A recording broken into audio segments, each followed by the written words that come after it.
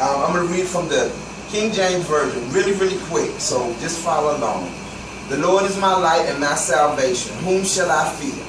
The Lord is the strength of my life. Of whom shall I be afraid?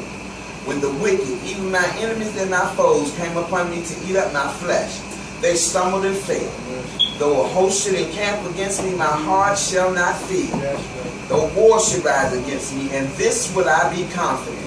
One thing have I desired of the Lord, and that will I seek after, that I may dwell in the house of the Lord all the days of my life, to behold the beauty of the Lord, and to inquire in his temple. For in the time of trouble he shall hide me in his pavilion. In the secret of his tabernacle shall he hide me. He shall set me upon a rock. And now shall mine head be lifted up above mine enemies round about me. Therefore will I offer in his tabernacle sacrifices of joy. I will sing, yea, I will sing praises unto the Lord. Hear, O Lord, when I cry with my voice. Have mercy also upon me and answer me. When thou saidest, seek ye my face, my heart said unto thee, thy face, Lord, will I seek. Hide not thy face far from me. Put not thy servant away in anger. Thou hast been my help. Leave me not, neither forsake me, O God of my salvation. But when my father and my mother forsake me, then the Lord will take me up. Teach me thy way, O Lord, and lead me in a plain path because of mine enemies. Deliver me not over to the will of mine enemies, for false witnesses are risen up against me, and such as breathe out cruelty. I have fainted, unless I had believed to see the goodness of the Lord in the land of the living. Wait on the Lord. Be of good courage, and he shall strengthen thine heart. Wait, I say, on the Lord. Amen. Now, just reading that in itself is comfort. I don't care what you possibly could be going through. It done took care of your enemies. It done took care of the liars, the haters, the backbiters. It took care of all of that. We want to use for a subject this morning. Just don't faint. Just don't faint. Do whatever you got to do. You got to say a prayer all night. You got to call somebody. You got to walk around the block. Whatever you do, just don't faint. Because if you're waiting on God, he is sure to deliver. Amen. Let me, I know John knows what I'm talking about, and I know Joe does. And I don't know who else has been in the service or ROTC, but there's a position that you end up standing in called parade rest. That's right. Parade rest means you're still in formation, but you're not quite in formal formation, but you're still in formation. Now, I've been to a couple of graduations in Paris Island where these guys are big Marines. They train for the heat.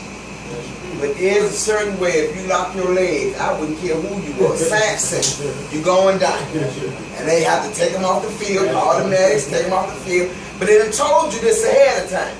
When we get to parade rest, you can do anything, you just got to stay in that formation, but do not lock your legs. But when you do that, I guess it stops blood circulation. And trust me, you will find it. You can be in the best shape, coach. You can even be you. But if you lock your legs in parade rest with that heat, they're going to take you off that feet. I marched in the band. And when we march in the band, sometimes you just, you got to just be still. But you still got to be in formation. And I'm telling you, I can't tell you the countless amount of times that they have said, just don't lock your legs. Just stand there, wiggle your feet. You got to keep something moving because you got to keep the blood flowing. And every time they got to take about 20 of them off because they've locked their legs. And a lot of times when we are waiting on God, we prayed about it. We know he heard us. We even heard him. And that period comes where we're waiting. I'm just giving you some good advice. Don't lock your legs. Because he may tell you to move to the left, move to the right. And if you're locked in a position, you're not going to be able to get what it is that you're waiting on. In the background drop of this scripture, the 27th Psalm, David is coming from a place of really fearing for his life. Saul is looking to kill him because he is the next man for that throne. And Saul knows. So what Saul does is he sends out bounty hunters. Just find, look in caves. This song right here particularly is that he's in a cave writing this. Because it says, in the secret of his pavilion shall he hide me. So this brother's hiding for his life. He knows, but he knows he's the king now, but he knows that he got a life. He's a human being. Saul is not playing with him. He is pursuing him. He is looking for him everywhere. And he is really on the look for David. David, in the midst of all of this, still gives God some praise. He said, regardless of how dark this is, God, you're my light. All right. And I told y'all last week, I said, if it gets dark in your situation, don't curse the darkness, turn the light on. So he tells us that the light that we're turning on is not a physical light, but it's the God of our salvation. Amen. And when I turn this light on, I don't have to fear anyone. The Lord is the strength of my life. Of whom shall I be afraid? So he's already telling you, Saul is trying to kill me. He's got all the ammunition. David has none now. David doesn't have a kingdom.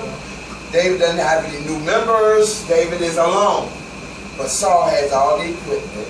He's ready for battle. He got the army. And this whole army is looking for this one man. There's some times when you walking with God, you feel just like David. What is these people bothering me for? I'm really not that important.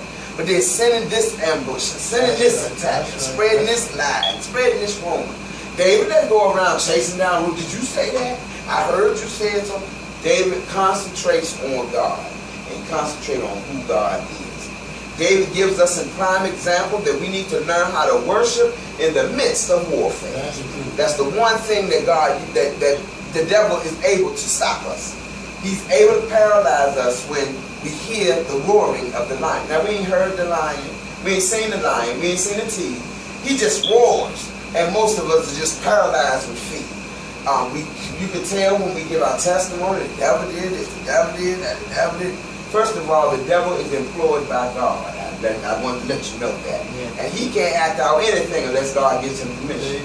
And God's not going to give him a permission unless he's checked you to see if you're able to handle it. Right. So if it happened, deal with it, because you were able to handle it. That's right. Yeah. Dangerous situation, David fears for his life. Saul, after David, with relentless pursuit. Just imagine the movies have it where somebody's looking for you. And some of us have been in enough trouble in our life that we know what it's really like for the police to be looking for you. You going to this place, and you going to that place, and they tell you, police came out here, police. That's what David had to live like. Now, mind you, all the time, he is a king, though. God had told him, you are going to be the king, coach. I don't care what happens, you're going to be the king. Now, he told him that while he was the shepherd boy with the sheep.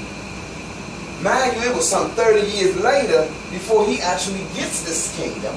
But he has to go through dodging for his life, hiding from Saul. He was playing for Saul, playing music for Saul to soothe his nerves. Saul got mad and picked up a spear and threw it at his head. I mean, that's the kind of life he had to live. But in the midst of that, he still had to hold on to this promise that some kind of way, I'm going to be king of this nation. Now, that's a tough job. It's a tough job when God has showed you all this big stuff. I can speak from my own personal experience. He has showed you all this big stuff. This is going to happen, and this is going to happen, and this is going to happen. And you come to church, and it's 20 chairs, 6 feet. Jesus. But you better learn how to worship in the midst of warfare. Amen. You better learn how to hold on in the midst of the promise.